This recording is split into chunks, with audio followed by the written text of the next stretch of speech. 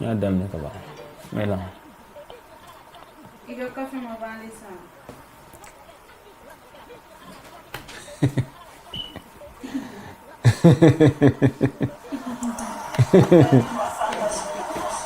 Kuma gambe kana yani.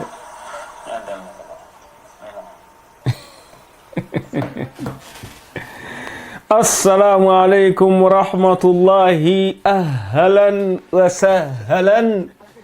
ومرحبا بكم ما شاء الله.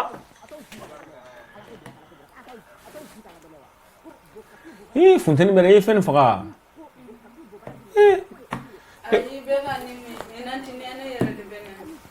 واو ni fana Daniel kasabe do naro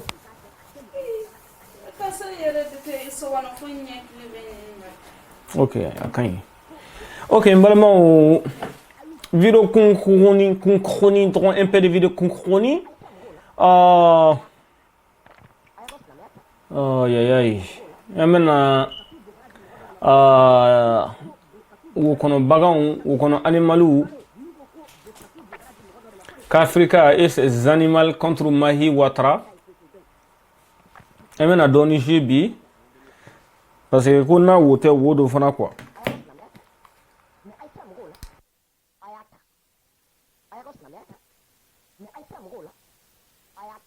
voilà on est volume voilà parce que ni bena grinti ko gronto ou grinti de il volume voilà quoi no wota saga toga kuba dode nunu amena Mahi Ouattara ka vocal do ga janfa sugu Ibrahim Mandinka yɛrɛ ka kumakan dɔ kala ko barika de bɛ Mahi Ouattara la ko kabini Wokono Kafiri n'a ka ok attention vocal yɛrɛ ma se yan fɔlɔ ne vocal ci sisan ok 276 362 a tɔ o de ok à peu près 100 mais an ka dɔɔni jouer. أعوذ بالله من الشيطان الرجيم بسم الله الرحمن الرحيم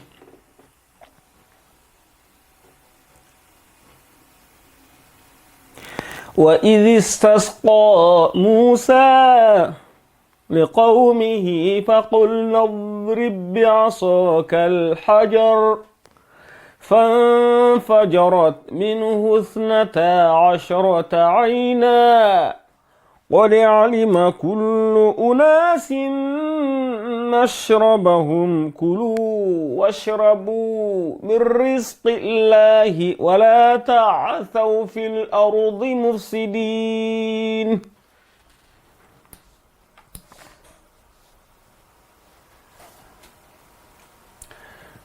الله أكبر وأعلى. متى إبرك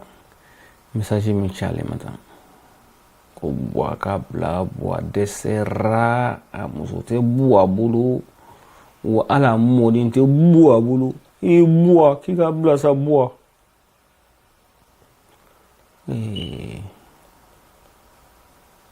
ay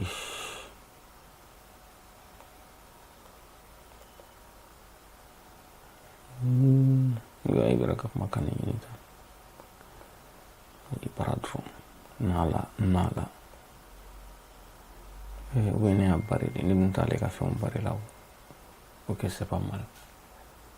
c'est pas grave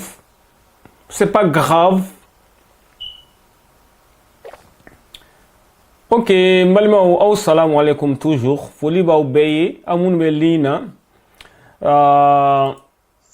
Traoré masake amin jay ale ka kumakan don ko ni ay anga vidéo jama macha parce que anta mogo barkamaw mogo sebew mogo mbu yere don fanintala banintala olu de bena anga lina donc alna onye mogo kelenta o bambo ama famwa sabu la Facebook j'aime na partager ko kelme ka fade wuli buna malik salam alaikum o kelme ka fade wuli malien demsanu na Facebook j'aime na partager kama donc on n'a pas là pour ça quoi. On n'a pas là pour ça. Fanga ka kumakando ibraka Traoré masaka ka kumakando de. Anga ibraka kumala medina. Mahi Ouattara parce que depuis Malika da magara Mahi Ouattara ka video la Mahi Ouattara la malikaw ma se ka sigi bilen u ma se ka bɛn bilen quoi kuma fɔtɔ ma kɛ kelen bilen depuis o yɔrɔ la an yɛrɛ b'a dɔn barika de bɛ Mahi Ouattara la kabini Mahi Ouattara da magara la an da magara karamɔgɔ caman na dɛ mais kabini turu sera Mahi Ouattara ma groupe cira ala ka barika don Mahi Ouattara la ne tɛ Mahi Ouattara dɔn Mahi Ouattara ne de y'a défense ta groupe kɔnɔ la ala ka barika don Mahi Ouattara la parce que depuis ni malika da magara Mahi Ouattara ka video la Mahi Ouattara la malikaw ma se ka sigi bilen u ma se ka bɛn bilen quoi kuma fɔtɔ ma kɛ kelen bilen depuis o yɔrɔ la an yɛrɛ b'a dɔn barika de bɛ Mahi Ouattara la ala ka barika dɔ yira la kabini Mahi Ouattara da magara la an da magara karamɔgɔ caman na dɛ mais kabini turu sera Mahi Ouattara ma groupe cira ala ka barika don Mahi Ouattara la ne tɛ Mahi Ouattara dɔn Mahi Ouattara ne de y'a défense ta groupe kɔnɔ la ala ka barika don Mahi Ouattara la parce que depuis ni malika da magara Mahi Ouattara ka video la Mahi Ouattara la malikaw ma se ka sigi bilen u ma se ka bɛn bilen quoi kuma fɔtɔ ma kɛ kelen bilen depuis o yɔrɔ la an yɛrɛ b'a dɔn barika de bɛ Mahi Ouattara la kabini Mahi Ouattara da magara la an da magara karamɔgɔ caman na dɛ mais kabini turu sera Mahi Ouattara ma groupe cira ala ka barika don Mahi Ouattara la ne tɛ Mahi Ouattara dɔn Mahi Ouattara ne de y'a défense ta groupe kɔnɔ la i bara ala ka barika dɔ yira la i y'a défense ta ala k'i défense ta bon an bɛna vocal dɔw de jouer dɔɔni dɔrɔn bon video jan tɛ ni Allahu sɔnna ma parce que an b'o fɔ toujours ko n'a wo tɛ wo don donc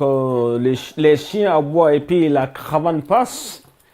an ka vocal dɔ k'a la ten dɔrɔn a bɛ komi u ka cɛ nin yɛrɛ a bɛ ka diinɛ to yen sa o donc komi an fana n'an ko wɛrɛ ɲinina tɛ an b'a molomolo quoi bon mɔgɔ m'a fɔ ɲɛna mɔgɔ m'a fɔ a don kunna a diyara n yɛrɛ de ye n ye décision ta n ko bon muso dɔ bɛ Facebook kan u bɛ ka tɔɲɔ a tɔgɔ ko Gojan Jeni bon ne fana ko n bɛ décision ta k'an ka profil k'ale ye a ma n bila la n t'a dɔn bon hali n'a ma kuma n fɛ yanni diɲɛ wuli cɛ a tɛna foyi tiɲɛ n ye donc ale fana kama Wokono Kafiri ka musomaninw mu to ka ɲanakili dɔɔni quoi fo n'a sɔrɔ u nana provoquer dɛ parce que kuma bɛɛ a bɛ ten de i b'a fɔ k'i bɛ bɔ you know i jɔ ka ninnu to ka ɲanakili dɔɔni dɔrɔn i b'a sɔrɔ u bɛ taa ko dɔ k'i la quoi donc a m'an bila la n t'a dɔn wa hali n'a ma kuma fɛ yanni buru ka fiyɛ ok o de kun don a kana foyi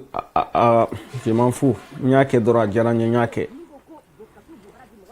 parce que mɔgɔ ninnu u t'i to yen ne b'a dɔn o ye ne yɛrɛ ba nin m'a fin m'a bon m'o kɔrɔma tigɛ an tɛ ɲɔgɔn ɲɛ sira la u ka ala yɛrɛ ye min ye hali ma deli k'a kɔrɔma tigɛ parce que on n'est pas sur les mêmes chemins. Balimakɛ n bɔra k'i ka kumakan lamɛn balimakɛ n bɛna kuma kelen de f'i ye i filɛ ka kuma fɛn fɛn fɔ sisan an kana ta yɔrɔ jan o ne y'o de fɔ n ko sani silamɛya kana est ce que o kun t'anw fɛ yen o min a kuma anw fɛ yen ne bɛ fɛ k'i ɲininka o fana na i ye kumakan. Ne terikɛ Mayiga a bɛ ka n wele sa ale ye Malika supporter o Mayiga ne bɛ direct la dɛ e min bɛ to ka ne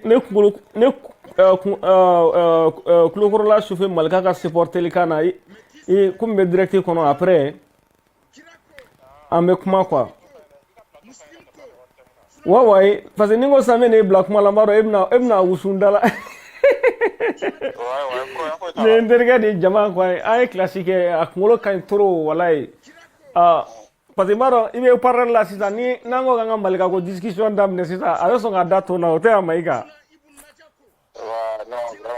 Voilà i ko an ka Maliko discussion kɛ quoi an ka non après don dɔ la min ta an b'a kɛ quoi i y'a faamu wa bon mais Mayiga ne fana ne ma ko gɛlɛman demande cɛ fɛ walayi ale yɛrɛ de y'a ko lata yɔrɔ jan quoi voilà ka ɲi quoi n bɛna vocal dɔ jouer après peut-être dɔ la min wele an bɛ kuma Mali kan komi e bɛ sira kan kosɛbɛ quoi balimaw nin ye Mayiga de mankan Muhamadu Mayiga de tɛ yan ni ma fili kɔni voilà ale kɔni non maliyɛn kelen min ne bɛ maliyɛn kelen min dɔn a ka ca dɛ ka kalan kɛ a kunkolo vitesse o kama ka kalan kɛ fo ka kalan kɛ fu la Amérique yan anw ye kalan kɛ fu mais an ka kan n'ale ka kan ma kɛ kelen ye gouvernement de y'an ka école sara mais ale kunkolo yɛrɛ de y'a ka école sara o tɛ yan Mayiga voilà na d'accord amo kuma ke quoi mais i ka malika te to ine Maïga ok Nyedo mais silamɛya mana n'o ye anw fɛ o silamɛya n'o mana anw fɛ silamɛya mana n'o ye anw fɛ chrétien fana mana n'o ye anw fɛ anw ka laada tun b'an bolo i n'a fɔ chinois i n'a fɔ juifs i n'a fɔ indiens i n'a fɔ arabuw i n'a fɔ tubabuw bɛɛ lajɛlen n'i ka laada kun don silamɛya mana ni ide ye anw fɛ ko ide min kan ka bila anw fɛ ko an kana ɲɔgɔn tɔɔrɔ an kana ɲɔgɔn kɛlɛ ala balma ya fam en nala ken ñogona galon be wa ala ko inna allaha ya'muru bil adli wal ihsani wa ita'i dhil qurba wa yanha 'anil fahsha'i wal munkari wal baghi ya'idukum la'allakum tadhakkarun ka galon ali galon ñuma tigeli utisala ko islamiyya ma fuko mo kana mo toro la ilaha illallah ala ko inna allah ya'muru bil adli ala ba an yamara ni ñumaya de aka gouvernement ko shoni dabla u ka fantanga war duni dabla ka mo ka dugolo ñagami u ka dabla qur'ane ni bede fo ala ka rasul sallallahu alayhi ni bede fo mais o be turube tata ko da islamiyya de kun ko islamiyya mo fo ala te maloya quoi la sanan ni maga bumo shiba lagalaga to belebele jamjam ala ko ale an balola kan yamara ni kliniya ani nyumaya wal ihsani wa ita'i dhil qurba aneki ika parente ka somogo ka girawla wa yanha 'anil fahsha'i wal munkari wal baghi ya'idukum la'allakum tadhakkarun wa yuqrana ayadi galu nous n'avons pas quoi vraiment ce n'est pas la peine quoi allez te molle doni a jo nga vidéo partager folo ok let me see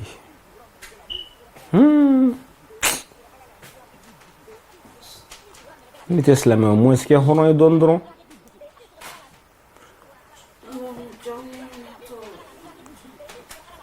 ok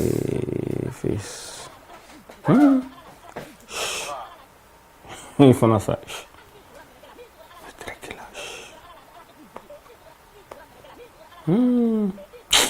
Non, la ilaha illa. Allah la ki mandama de. Non, mais quand même en politique ko la don do fana ko ma famu mais fone ni baneni mi bala ni che. I faga ni baga ni ala kama ka fa i faga ni baga ni à cause des intérêts. Amena don quoi.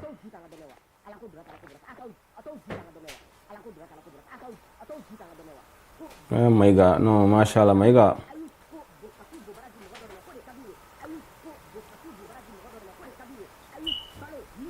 Je vais partager. Maintenant, vous allez donner de jambes à quoi. Ok. Pouakabla, bois de sera. Vous sautez bois bolo, à la mode bolo. Moi, j'ai passé temps là, quitte. Ok. Avec tout de, il m'a partagé tant.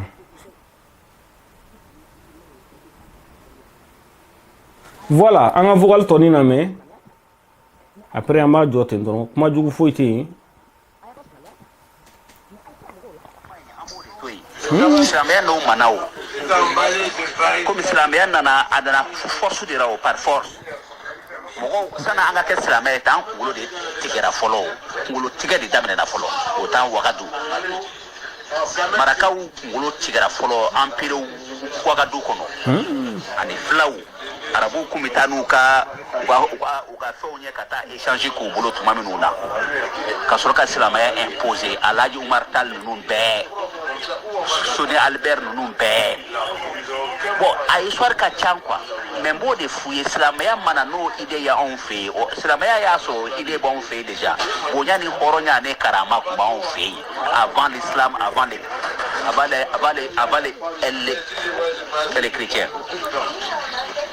olu bɛɛ tun b'anw fɛ yen i ye min fɔ tiɲɛ de don mais bonya respect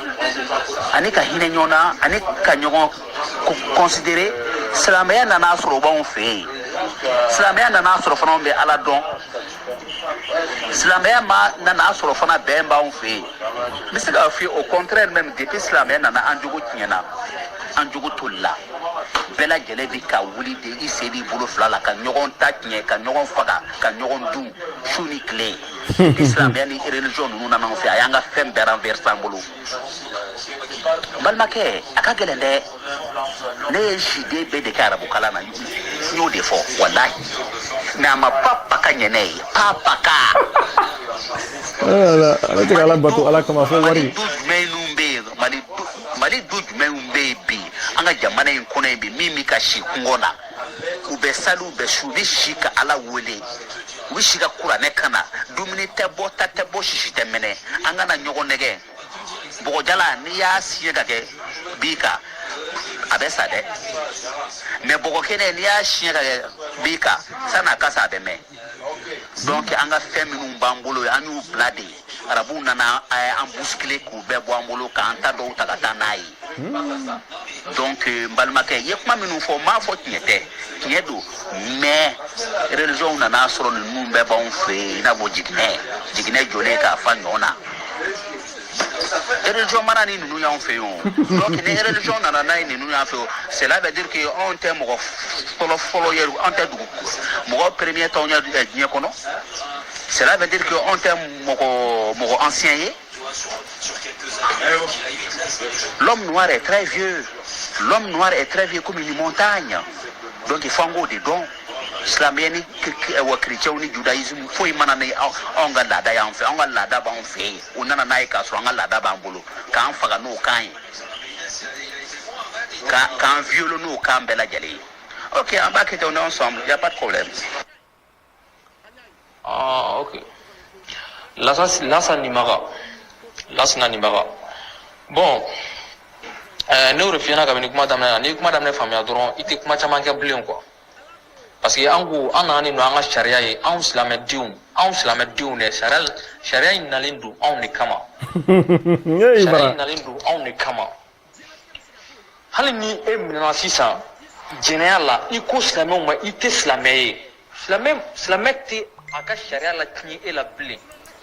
Mais i tɛ se ka tɔgɔ dɔ de ta k'a wele i yɛrɛ la k'a sɔrɔ i t'o ye. Bon donc n'i donna anw ka jɛ kɔnɔna la, silamɛya jɛ kɔnɔna la, an ka sariya bɛ boli i kan hali n'i yɛrɛ faga. Sariya bɛ boli i kan. Voilà. Ala kɛra tile la jamana caman tun bɛ yen nɔ minnu ka kiiri tigɛ kun bɛ tigɛ ni silamɛ ye. A tile la a kɛlen ka fanga sɔrɔ fana. A kɛlen ruwa ye maga ani chrétiens sigira. A b'u ka kiiri tigɛ ni silamɛ ye. Prix wɛrɛw tun bɛ yen nɔ u kun bɛ silamɛw kun tɛ yɛrɛ. A ma taa u nɔfɛ ko a bɛ t'u faga ka taa k'u t'u ka kiiri tigɛ ni silamɛ ye. Maintenant n'an b'an ka jamana kɔnɔ silamɛ bɛ yen chrétien bɛ yen tututu comme ala kɛra tile kuma ma. Ala kɛra tile la maga kun ye pays laïque de ye a fɔ n pays islamique don mais kafiriw kun bɛ yen a n'u jɛra ka sigi u b'i ka ko sara ye a b'a minɛ. o ye tiɲɛ. E bɛ ka mun fɔ ko wa i ye karamɔgɔ fifa yan i y'a ka tasaw ko i y'a ka ninnu kɛ i y'a ka ninnu kɛ a kɛra madarasa karamɔgɔ o a kɛra ekɔli karamɔgɔ o karamɔgɔ dugawu kan ka ɲini de parce que ale bɛ ka dɔnni de bɔ a kunkolo la k'a don i kunkolo la o ye kelen ye filanan i ko i ye dɔnni min kalan ye i ma nafa foyi sɔrɔ la i ma fɛn kalan yen nɔ wa i taara mun kama i m'o ɲini o ye fila ye sabanan madarasa ka bɔ yen an ka na ekɔli la maliyɛn finɛsi ta à 100% mɔgɔ min ye a ka kalan min kɛ n'a sɔrɔ o kalan a b'o baara la a ta 100% 85% a t'a ka kalan baara la a bɛ baara wɛrɛ de la renseigne-toi bien. C'est-à-dire ka mɔgɔw to yen sa an k'an ka silamɛya kɛ wajulukɛla ninnu de kɛmɛ wajulukɛla c'est-à-dire ni n'an ko wajulukɛla kumakɛla quoi kumakɛlaw de kɛmɛ ka ko ɲami dɔɔni quoi ne bi kuma o de la ne bɛ k'a fɔ hali Mahi ma se wajulu ye fɔlɔ parce que dɔɔni sugu dɔw yɛrɛ bɛ yen n'olu t'i la i b'an ka wajulu kɛ i man ka kuma sariya kan ala ta kan dɔnnibaa fɔlɔw bɛɛ n'a ka cogo min ko i mago bɛ wajulukɛla mago bɛ dɔɔni min na ne da b'a la o dɔɔni ti Mahi na c'est silamɛya ti ka lagosi yan maa si ti ka silamɛya lagosi yan maa si an bɛ ka silamɛya dɛmɛ yɛrɛ de au contraire silamɛya jɛlen don parce maa si ti ka lagosi i m'a faamu wa même dɔ de ye kuma dɔ fɔ k'an ti bɛn an ka jamana ko la que ça soit i ka kɛ silamɛ ye i ka kɛ kafiri ye n'importe silamɛ ni kafiriw de sigilen don jagoya dɔ de bɛ kuma dɔ fɔ ni min y'a fɔ k'o ma bɛn anw bolo ne fɛ an kan ka dɔ fɔ k'a tigi bilasira ne fɛ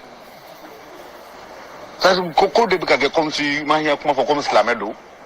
ni silamɛ y'a fɔ an ka passé ka tɛmɛ. Tout le brazza i ka kuma ka di toro kuma ka ɲi de la a bɛ falen silamɛ ye kelen de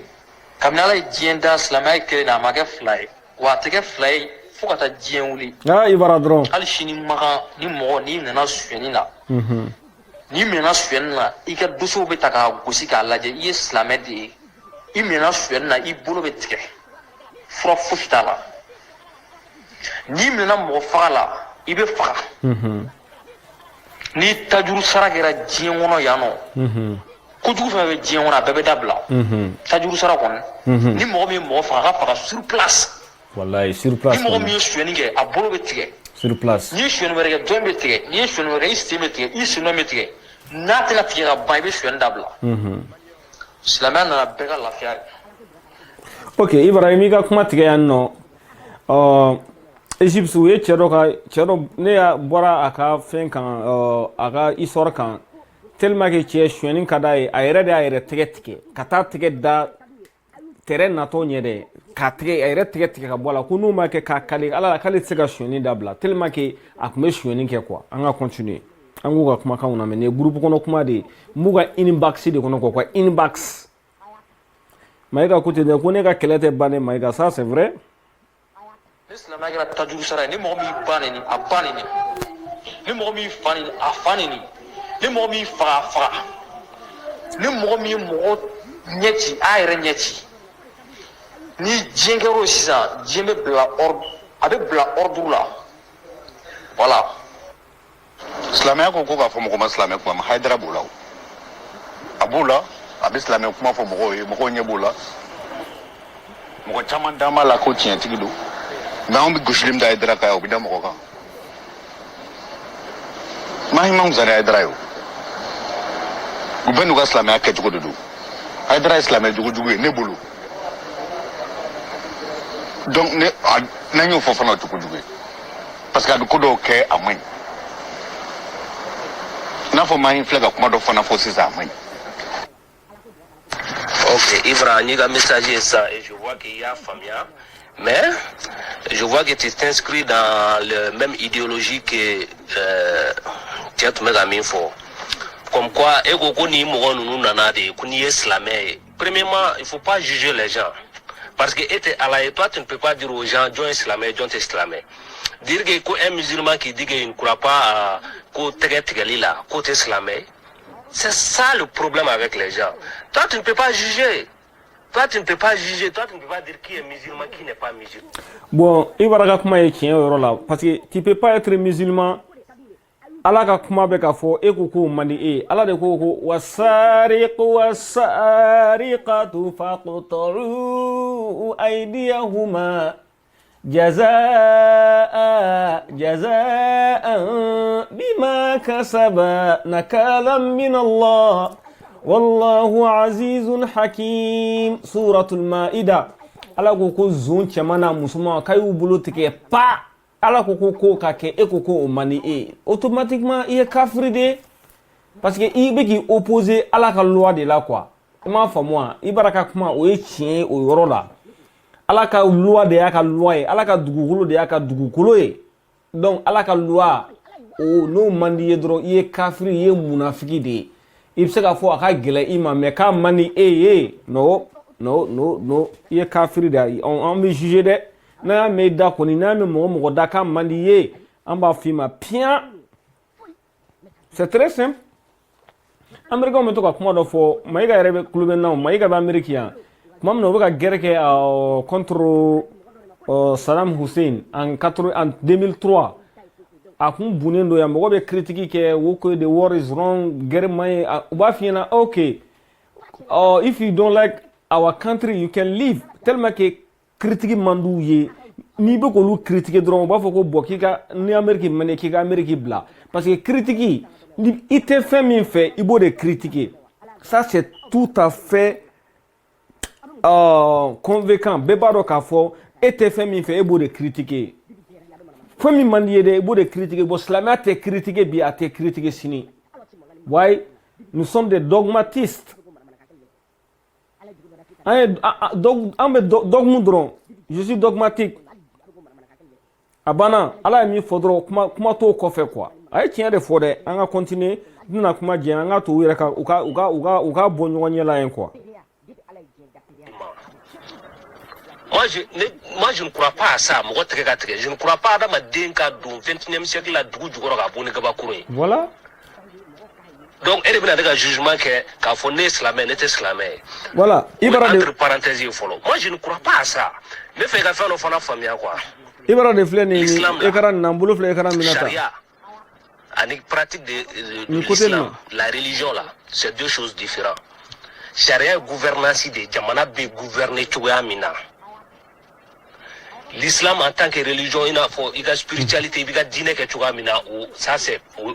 Adamadin Kilingrina Beka obligation.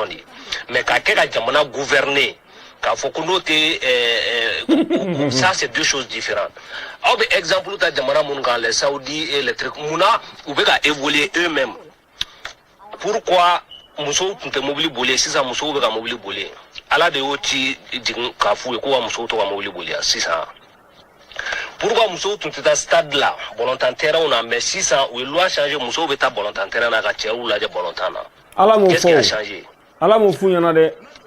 Donc ni fait nous fait plein de contrats sociaux de droit madou de bousiki ka loi nous ka bla nyon ka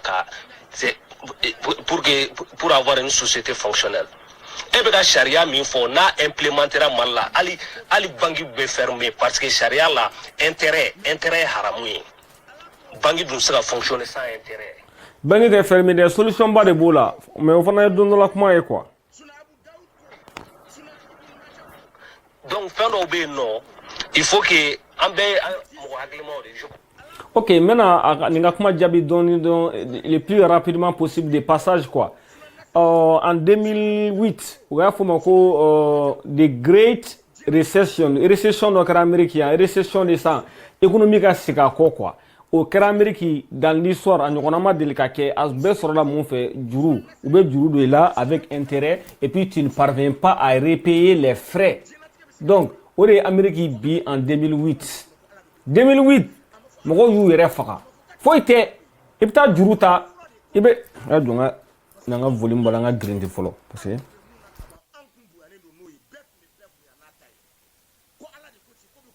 voilà en 2008 mo tara wa sur Amérique be fonctionner juru ali ta ko la ni ibe juru ta ka kalanke ali ta dumuni ke juru la ibe fini do juru la ordinateur sans juru la fin be juru donc mo ye juru ta ou desera ka juru sara à cause de quoi? À cause des intérêts ou bien riba mi fara wari kan o de mo dese ka sara. C'est pourquoi Islamia ba contrôle la gan santé de ni nana ka vi ou chela ibara ka foko ala ko mai wallahi billahi o mainde a mainde ibe dese ka sara bo fo sa e ka taybe fenta juru la kalo ke ka kime sara ebe kime sara problème do be na idala 600 nous devons voulez qu'à Africain mangene il peut dire que ça abe on va continuer ça on va continuer nous te ko kalama quoi tout ça c'est la haine de l'islam hein? Tu t'inscris directement parce que vous comprenez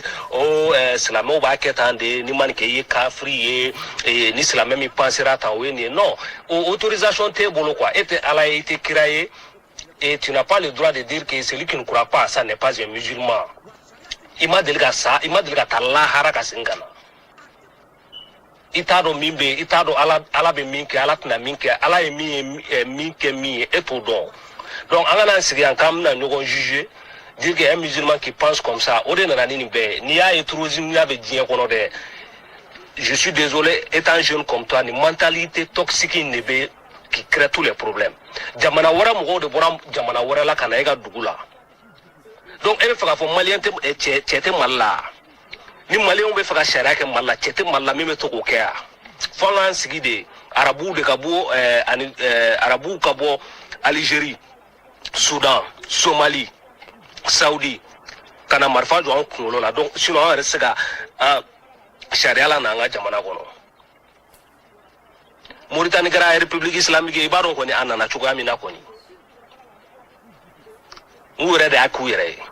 a ma kɛ ni marifa ye dɛ donc e yɛrɛ bɛ ka malien yɛrɛ c'est à dire que i bɛ ka malien yɛrɛ dɔgɔya fɔlɔ quoi le patriotisme même tu es en train de bafouer ne bɛ k'o de fɔ e bɛ ka nin mentalité min fɔ ne ka problème tout est que tu es musulman si tu crois à ces choses là c'est ton affaire ok mais dire que moi je supporte les hommes armés des gens étrangers qui viennent dans mon pays nta do mo be mina kana dîner charia imposé quand je dis je suis contre ça et ça c'est contre même la loi c'est illégal de dire de ce genre de choses dire que tu es pour le terrorisme anga tien fo nyogo quoi donc et no refo ka fo amina sigi anno ko ni forme ni islamien ni forme ali a charia est pratique même au sein de l'islam là il n'y a pas d'accord c'est galoyan qu'il y a pas donc d'accord quoi donc ça veut dire qu'il y a de ces choses là il faut qu'on soit clair là-dessus gasara tu viens de dire exactement la même chose si il faut faire ce que nous soutenons plateforme chaman be no lu be se ka soutenir mina ne min fo drone ni be be se ki ga dîner ke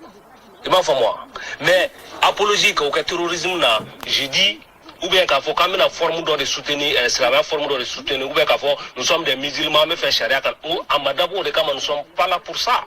nous sommes là ne mi que au cas gauche au là c'est pas pour défendre l'intérêt de qui que ce soit mo chité jini mo chi place là ni etara tasuma la ne tiga dimi senti ni ne tara here la etene ka here senti qu'on se laisse en paix le monde évolue la vie avance donc tout le monde ne peut pas penser exactement comme toi et tu ne peux pas juger tout le monde d'infidèle parce qu'il ne pense pas exactement comme toi est-ce qu'il y a famille donc ni plateforme bien non parce que souvent, on dirait des gens qui sont prêts pour les djihad. Quoi. J'ai dit, c'est facile. Si tu veux vivre dans un pays comme Mali, Manichara, t'as Mauritanie, t'as Saoudi. Ni djihadi, voilà, peut-être, il y Syrie, il tout jouer. Moi, je ne comprends pas. Comment les gens peuvent supporter des gens, attaquer. Donc, tu étais mal là, quoi. Donc, c'est la météo aurait été Mali centre là. Sont financés par l'argent de drogue des pays étrangers comme Koweït, Saoudi, les Saoudiens. France, quelle est l'intervention Mali, Koweït, il y a un visa du Mali, parce que c'est contre l'islam. Jamana wara mo de bana jamana attaquer comme nous charia, anga manière de vie changer. Ambe jonya kono farafia nous sommes dans l'esclavage jusqu'à présent ambe hakli jonya de kono parce que nous pensons que ante miran il faut que anga référence de que toujours à travers d'autres cultures ou bien à travers d'autres scriptures encore autrement de temena ni mo gombe wajulu ke ka jeunesse la encourager ko bla siraka barasira hein ni mo gombe wajulu ke ka fama goshi wa yurgu dabla wala sa demsonu be se ka di ni dumuni so hôpitalu ka daile ko suka ko so nyumo ka daile ko metro be ambe to ko mais on ne va pas suivre quelqu'un aveuglement ka fortement ka be ka ala tafo c'est pas comme ça c'est-à-dire que anga fait nous c'est pas ça et puis groupe interne au kama no refo mogo ka fente kele mogo do ka mogo sara ni ko na donc voir des gens ka fo na fo ko mogo nous na ko ils sont bienvenus non ils ne sont pas bienvenus dans mon pays et ils ne seront jamais bienvenus tout borodo et je ne les supporterai jamais et je défends jusqu'à ma mort les lois républicaines et notre forme de gouvernement tel qu'il est aujourd'hui merci mais on ala krabe ko mo angoni bi Muhammad sallallahu alaihi wasallam français kunte awati français kunte mi fait ko donc quoi ou bien Belgique ou bien jamana to quoi olu kumbe non pour les baraza mais exemple di masa exemple be ma dima chama voilà groupe ni flani ah ibara dron nene x photo ta sanga bla groupe ni sanfɛ porno vidéo photo ta ka bla le groupe sanfɛ sisan mbe doya mbe neni befe hali ma neni ni groupe sanfɛ mbe ta neni kɛrɛfɛ a kuma tɛ to yen k'a bɛ dabila wala o ye groupe in bɛ cogo min na ye silamɛya fana bɛ ten tɔ de silamɛya in fana ye jɛkulu dɔ de ye diinɛ dɔ de don nɔgɔ de tɛ ta ka don a la ani ŋa malika diaspora ŋa foli bɛ bɛɛ ye kɔrɔbalen fitinin finman ni jɛma bɛɛ donc n bɔra baniyɔrɔ la n bɛ Philadelphie n nana escale kɛ fila n bɛna taga sisan donc n b'a dɔn réseau tɛna kɛ n bolo sira fɛ malikaw n bɛ fɛ aw ka lagare fo ni bani bila page kɔnɔ a y'a mɛn sur les champs n tɛ ka tɔw fɛ ma jigi tɔw la parce que nana yɛrɛ y'a mɛn sisan ne kan to sira la nana ye bani mɛn mais a t'a dɔn ko ne taara o bani na nana yɛrɛ bɛ su dɔn a bɛ a muso dɔn a bɛ bɛɛ dɔn bon a bɛ lagare fo ni a taara baniyɔrɔ la ka taa wari di wari ko tɛ mais mɔgɔya de don ka tila ka taa nafɛnw di ne yɛrɛ ma parce que ne bɛ bɔ burusi de kɔnɔ fɛn bɛɛ bɛ ne yɔrɔ lagare ni tulo bɛ n kan na i ni ce ni baraji ni mɔgɔya ala k'an to ɲɔgɔn ye ala ka n'a bɔ n kɔnɔ a bɛ Racine fana fo a fana y'a jɔyɔrɔ fin donc nana i ye n wele k'an to sira fɛ wala n de lagare min filɛ ekran na tan sɔrɔ aw bɛɛ ka foli bɛ yan mɔmɔ n b'a dɔn i t'a kalama sinon i tun bɛ na ɲini ka ye n terimuso cɛ de banna n bɔra o banniyɔrɔ de la peut-être hali weekend wɛrɛ n bɛ segin tuguni yata bari fana ka foli bɛ yan parce que n y'a mɛn k'i fana tanti banna ne tun tɛ ka don page kɔnɔ n tɛ k'a dɔn quoi ala ka hinɛ fana n'a ka yafa k'a ma ala ka dugawu minɛ ani ala ka hinɛ na sira ta sa peut-être an bɛna ɲɔgɔn sɔrɔ peut-être 5 heures de temps après ala ka wula hɛrɛ caya u bɛɛ merci ala ka dugawu minɛ ala ka hinɛ su la ne bɛ mun fɔ jagoya don i jogo de don bon e jogo kolo mana fɔ sisan jogo mun e bɛ ka mun kɛ jogo kolo de don n'o fɔra e tɛ se ka sɔn i tɛ se ka sɔn fo ka diɲɛ wuli tant que ni limaniya t'i la i tɛ se ka sɔn a ma i tɛ se ka sɔn a ma fo ka diɲɛ wuli bon u bɛ k'e to yen e k'o ma k'u k'e to yen e ka mun kɛ u k'e to yen e ka mun kɛ e yɛrɛ b'a dɔn a man ɲi e yɛrɛ ma kuma tɛ i ni ala yɛrɛ cɛla ma fɔlɔ parce que n'i ye silamɛya kɛ an ka kɛ tan tɔ n'i ye silamɛyaw kɛ mɔgɔw diya ye kuma fɔli ye a bɛ kɛ fisa o ka teli ni diɲɛ fɛn bɛɛ ye. D'accord, mbalimaw aw salamu alaikum wa rahmatullahi ahlan wa sahlan wa marhaban bikum ala ka hɛrɛ k'an bɛɛ ye aw fɛn fɛn bɛ li na n ka foli b'aw ye ala ka an bɛɛ hamina ko nɔgɔya donc ni ne donna mɔgɔ min gasi la o tigi ka yafa ma ni n ka kuma digira mɔgɔ min na ala ka digi la fo lahara voilà donc foli b'aw bɛɛ ye n'a ye n'a ye an ka jama man ca parce que an tɛ mɔgɔ fa neni an tɛ mɔgɔ ba neni an ta ye an b'an hakililani de fɔ donc n'a sɔrɔ ko fa neni ba neni ou bien burujali ou bien sisan ka dɔ ka gunu fɔ ou bien ka dɔ ka vie privée fɔ sisan san b'a sɔrɔ an bɛ 3000 4000 vues la sisan bon on s'en fout de ça parce que les vues les vues ne nourrissent personne un peu de tchobi les vues ne nourrissent personne. Donc minnu bɛ 4000 3000 ta a m'u bali giribuya la Facebook kan a m'u bali jelibaya la a m'u bali giribuya la voilà donc vie c'est pas an ta ko kama ala kana to an ka ko kama yɛrɛ donc a bɛɛ ka yafa ne ma assalamu alaikum wa rahmatullah wa barakatuhu an ka foli a bɛ gojan jeune ye kɔni ala k'a lakana ala k'a kisi juguw tɔɔrɔ ma bon o de kun no ko n'a wo tɛ dɔrɔn ko wo don kɛ ngɛ ani Mayiga i fana ka foli bi yan dɛ Muhammadu Mayiga kɔni